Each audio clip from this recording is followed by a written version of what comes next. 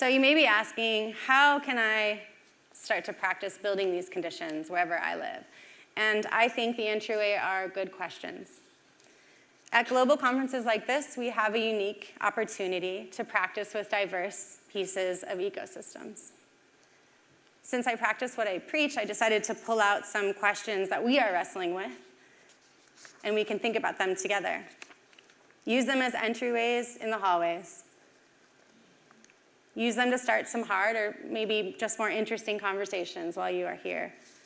Talk about what I say with people who do not agree with you. Talk to me about it. I'll listen. Add things, move them around, and let us know where you got. The first question is, can we give back the agency that we have stolen from beneficiaries? Let's begin with the word itself. There's arrogance behind this word, and I'm currently grappling with if we should ban the word altogether, or maybe we just need to reframe it. What does our giving do, or to others? If you were to ask them, what would they say? What does our giving do for givers, or the spaces between us? We are all beneficiaries. When I was an official beneficiary, I did not feel like I benefited from life-giving resources. I did not feel like I benefited from great ideas. There were even times when I felt like I was the resource, being used to fulfill someone's ticket to heaven or need to be loved. Surely we know that beneficiaries are more than moments they share with us. Surely we know that including them in a process to tell more than just their stories is important, and they can actually help us create programming or design innovation. We know that that's not just the right thing to do, or the nice thing that's the right thing to do, but not just the nice thing to do. We have skills. Let me share with you one brilliant example of technical solutions built by the greatest teenagers in the world, as we set off on a radical collaboration project with UNICEF this year. We invited youth from around Thailand to guide us in redesigning sexuality education, see what kind of innovation we could come up with. Through using human-centered design, just one of the many processes we can use in innovation that rely on co-creation, these girls actually listened to youth all around them and discovered that boys were having a hard time buying condoms because they felt like they didn't know what size they were or how to use them. So they designed packaging with 4-step instructions given by characters that resonated with the nervousness behind teen relationships. They also built a tech app that would sit on a colorful box and invite youth into talking about a deeper discussion of what healthy looked like, and even what health for relationships and for your partner looked like. And just to throw in an extra and maybe brag a little bit, they designed a way to take the condom out of the packaging so that you could not put it on wrong. So cool. The design and the deep understanding behind this is brilliant. And it's not just the technical expertise. There's wisdom in it. If you're surprised by this level of expertise by a bunch of 18-year-old girls, then I'm really glad we're having this conversation. Because there are thousands and thousands and thousands of examples of what happens when we invite beneficiaries in. Besides technical skills, they have and understand their own lives more than we could ever. And they didn't have to go to a well-branded university to understand that.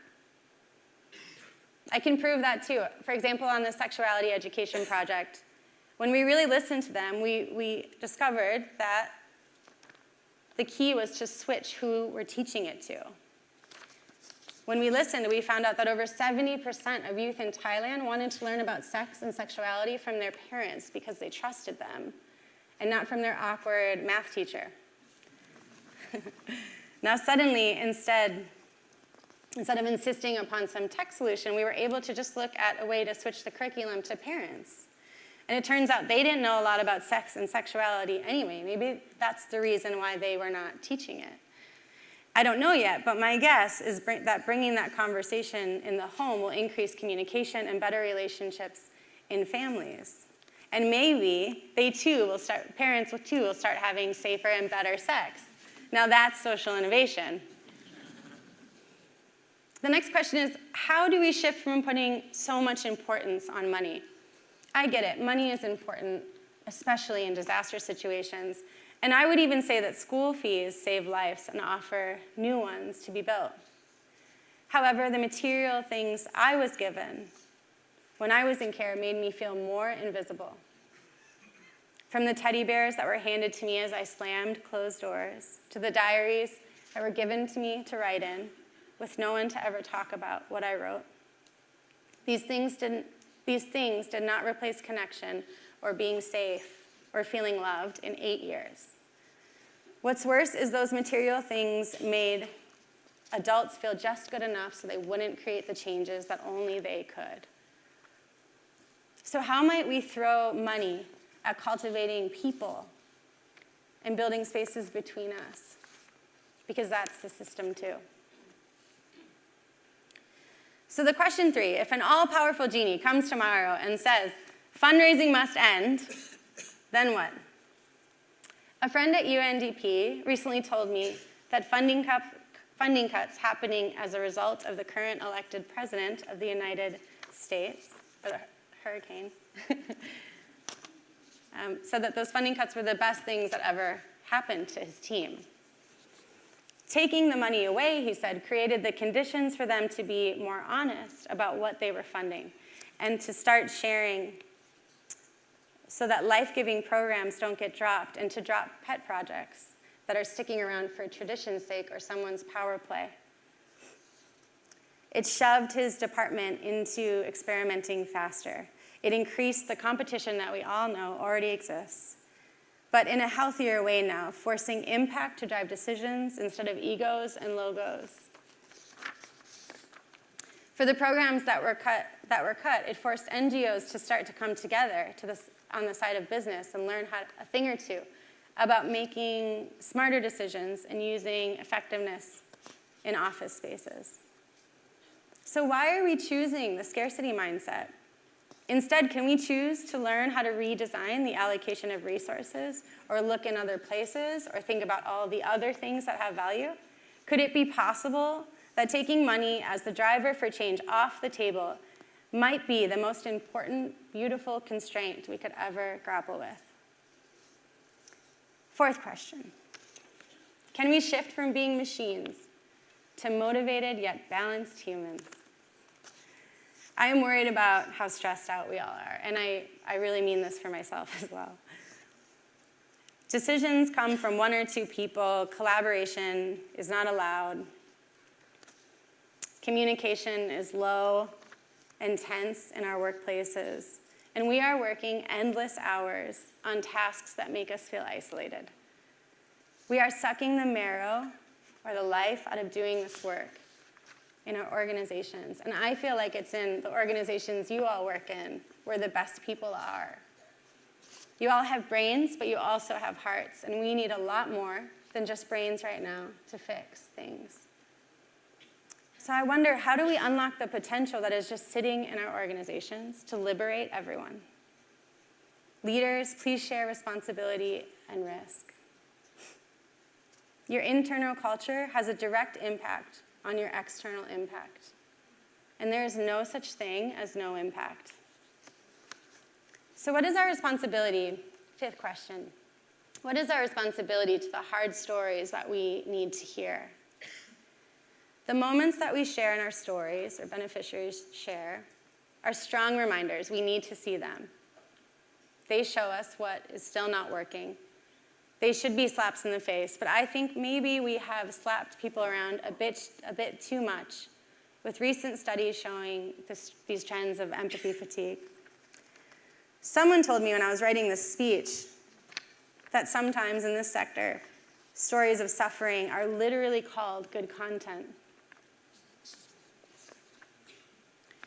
The weight of that made me cry yesterday, because it resonated as I've been dragging myself through memories to pick one that would best invite you into seeing the impact of the unhealthy systems we are creating and all a part of, fundraising, development, political, otherwise. The good content suffering story is happening in the same way to some other kid right now in America. Only I would dare to say probably a little bit worse conditions in the way that the US is operating. And that's just not the way that things should be. You may be someone that falls on the side of ending poverty porn, or you may fall on the side of finding the perfect kid for your campaign, because science will tell you that she is exactly the one that will raise 30% more money, and money does create change. And I'm not even sure where I stand on this topic. Actually, you should keep having it during this entire conference. It's a good one. But whatever you do, please add more. Share more of the story, more moments, not just the suffering, not just the good content. Connect those moments to the feelings that we all experience and speak to the resiliency in communities and in you. The question is, how are we creating circles when stories are shared, or are we drawing lines? Are we rewriting neo-colonialist narratives in different ways? Can we build global empathy along with raising money? You are not just a fundraiser. You are not just a storyteller or just a grant manager. You are changing the way that people see society and the way that they work in society. You are orchestrating how large groups of people are seen or not seen. Share your story too. My story meant that I grew up fighting to be seen, to be visible in the world. But I now know that it was the American foster care system that couldn't see. Its anxiety to hurry up and fix everything or fix me erased me somehow. Its inability to slow down ran me over. The system made my life worse most often.